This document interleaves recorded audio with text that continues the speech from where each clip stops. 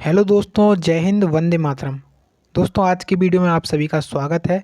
अगर आपका दिल्ली पुलिस का एग्ज़ाम है तो वीडियो में बहुत ज़्यादा इंपॉर्टेंट क्वेश्चंस को आज हम डिस्कस करने वाले हैं।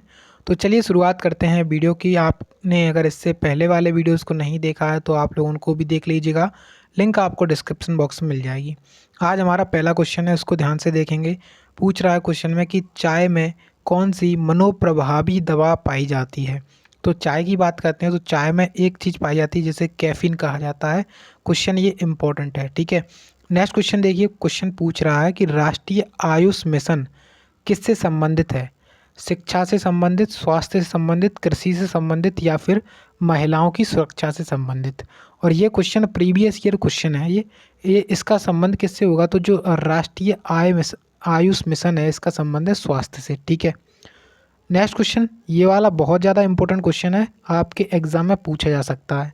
क्वेश्चन पूछ रहा है कि दिल की धड़कन को सामान्य दर पर बनाए रखने के लिए निम्नलिखित में से किसका प्रयोग किया जाता है।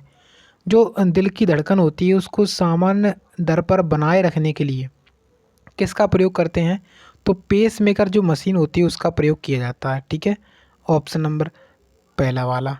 नेक्स्ट देखिए, क्वेश्चन पूछ रहा है कार्डियोलॉजी।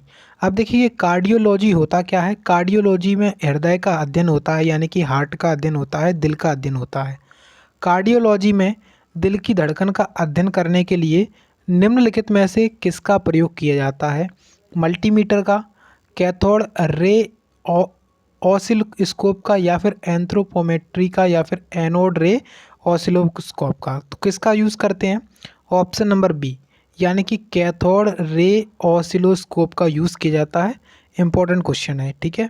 नेक्स्ट क्वेश्चन पूछ रहा है, क्वेश्चन में किस पौधे का पक्षाघात और मानसिक विकारों के इलाज के लिए प्रयोग किया जाता है। तो कौन सा पौधा है जिसका उपयोग पक्षाघात और मानसिक विकारों के इलाज के लिए उपयोग करते हैं। तो कौन सा पौधा है, ऑप्शन नंबर सी, यानी कि कुचला का पौधा। ऑप्शन सी करेक्ट आंसर है। नेक्स्ट क्वेश्चन पूछ रहे हैं कि निम्नलिखित स्रोतों में से किसके माध्यम से पौधे हाइड्रोजन प्राप्त करते हैं। पौधे जो होते हैं वो हाइड्रोजन किससे प्राप्त करते हैं, मृदा जल से, धूप से, वायु से, या फिर मृदा से।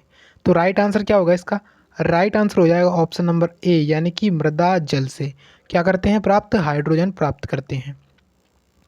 अगला क्वेश्चन देखिए, क्वेश्चन पूछ रहा है कि साकीय विज्ञान किसके उत्पादन और विपणन से संबंधित है। साकीय विज्ञान किसके उत्पादन और विपणन से संबंधित है। तो साकीय जो विज्ञान है इसमें सब्जियों का अध्ययन किया जाता है, ठीक है। ऑप्शन नंबर डी वाला। नेक्स्ट क्वेश्चन देखिए, पूछ रहा है कि पोलियो टीके के लिए नैनो पैच का आविष्कार किसने किया था। जो पोलियो का टीका है उसके लिए नैनो पैच का आविष्कार किसने किया था। तो क्या लगाएंगे इसमें, आप लोग लगा लीजिएगा ऑप्शन नंबर बी, यानी कि मार्क कैंडल ने इसका आविष्कार किया था। अब देखिए कुछ दिल्ली पुलिस के इंपॉर्टेंट क्वेश्चन है जो कि प्रीवियस ईयर 2020 में पूछे गए थे। ये क्वेश्चन पूछा गया था कि मार्फिन को किससे निष्कर्षित किया जाता है। जो मार्फिन होता है उसको किससे निष्कर्षित किया जाता है, अफीम या फिर अल्कोहल, तंबाकू या फिर भांग।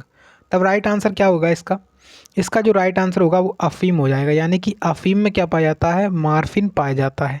नेक्स्ट क्वेश्चन देखिए, पूछ रहा है कि जल चक्र में कौन सी प्रक्रिया पौधों द्वारा जल वाष्प को निर्मित करती है।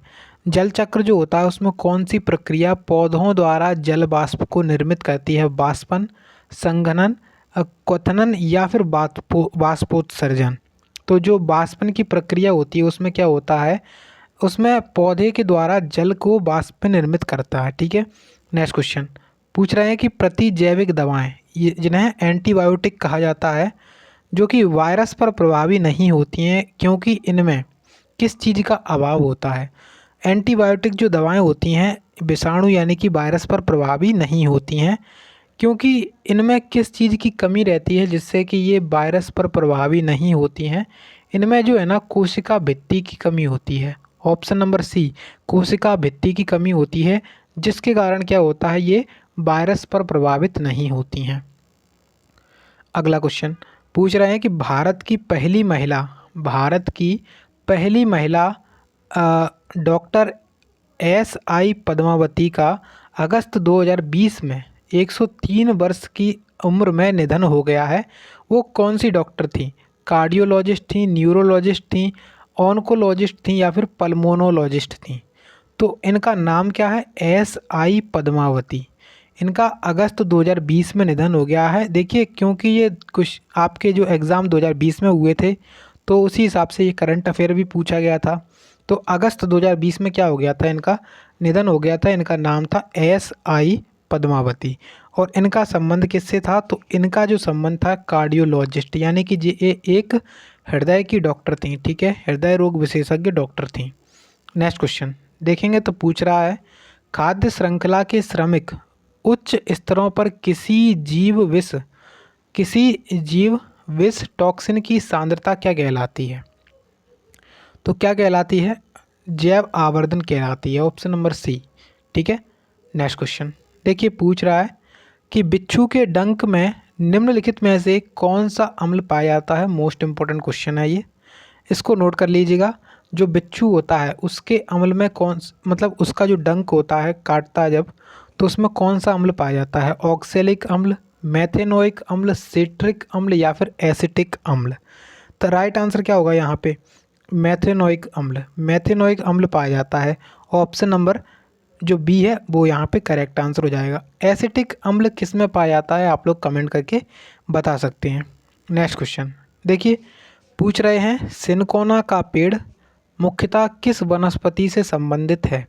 जो सिनकोना का पेड़ है वो किस वनस्पति से संबंधित है? उष्णकटिबंधीय सदाबहार वन, मैंग्रोव वन, उष्णकटिबंधीय पर्णपाती वन और मेंटाने वन? इसका संबंध किससे है? तो ये जो सिनकोना का जो पेड़ है वो उष्णकटिबंधीय सदाबहार वन है। ठीक है, ऑप्शन नंबर ए वाला करेक्ट आंसर हो जाएगा। नेक्स्ट क्वेश्चन ये वाला इम्पोर्टेंट है। देखिए, इसमें पूछ रहे हैं कि एमआरआई स्कैन शरीर में अंगों और ऊतकों का विस्तृत चित्र निर्मित करता है। एमआरआई का फुल फॉर्म क्या है? पूर्ण रूप क्या है?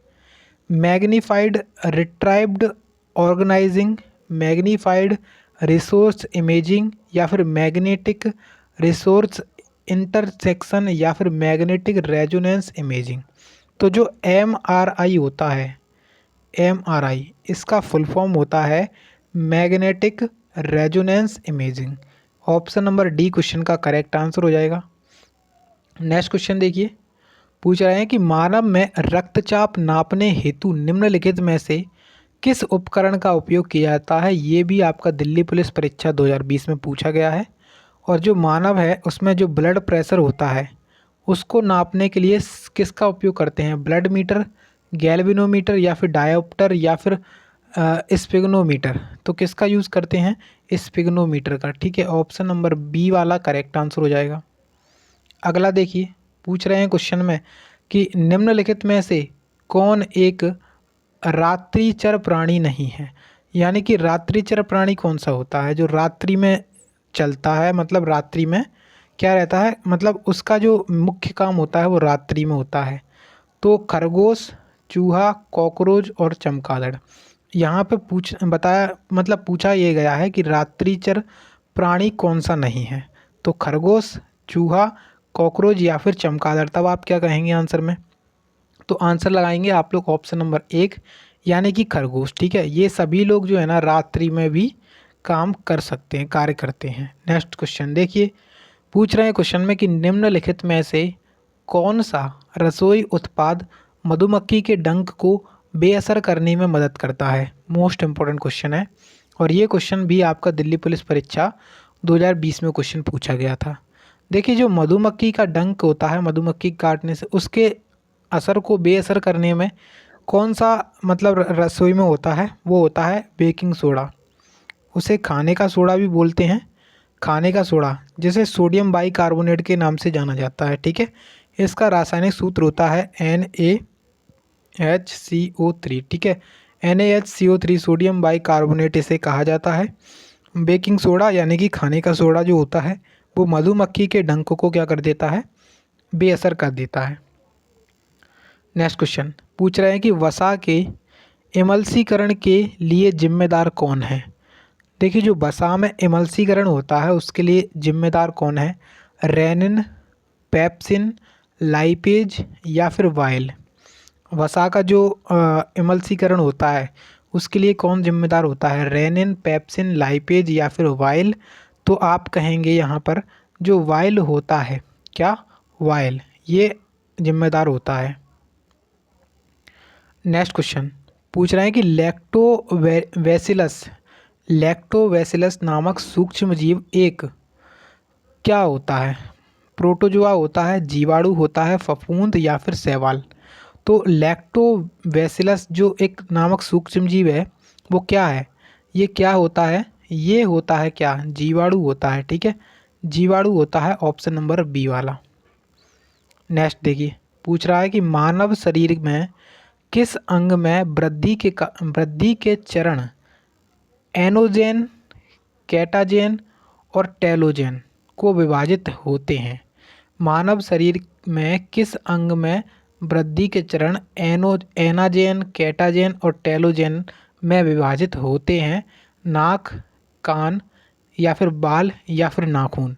देखिए, जो मतलब इनकी वृद्धि का क्रम होता है, पहले एनोजेन बनेगा, फिर उसके बाद कैटाजेन बनेगा, फिर टेलोजेन बनेगा।